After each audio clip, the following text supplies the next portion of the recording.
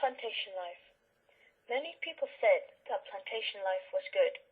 The only reason they said this was to hide the real cruelty and abhorrence against the workers.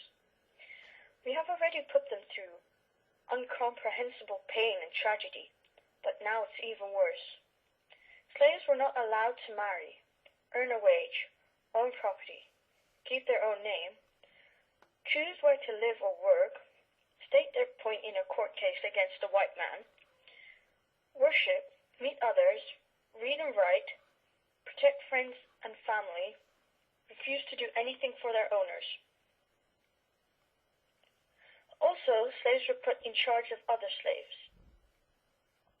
For example, some slaves got different jobs than others.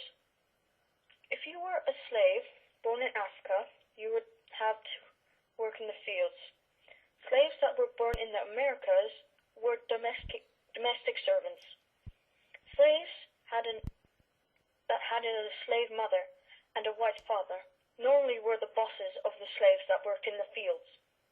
You have to be careful if you were a slave, because if you slowed down in your work, or your work was bad, you would be whipped 12 times. I am now going to quote from Charles Bell, who was a slave who escaped and wrote an autobiography in 1836.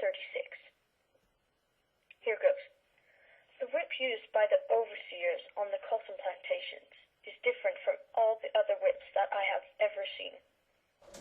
The staff is about 50 centimeters in length, which is large and heavy, which is often loaded with lead and wrapped in catgut.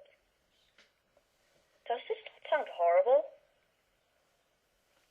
Also, slaves that ran away and were found were in really big trouble, because then they were killed.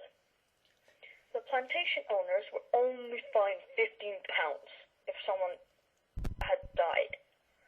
There were many torture methods for slaves that ran away and came back.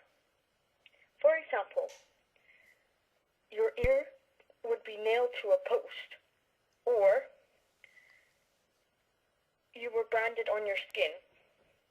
No wonder the life expectancy was only 26. But as long as there were consistent replacements of slaves, the plantation owners had nothing to fear and could do what they wanted with their slaves.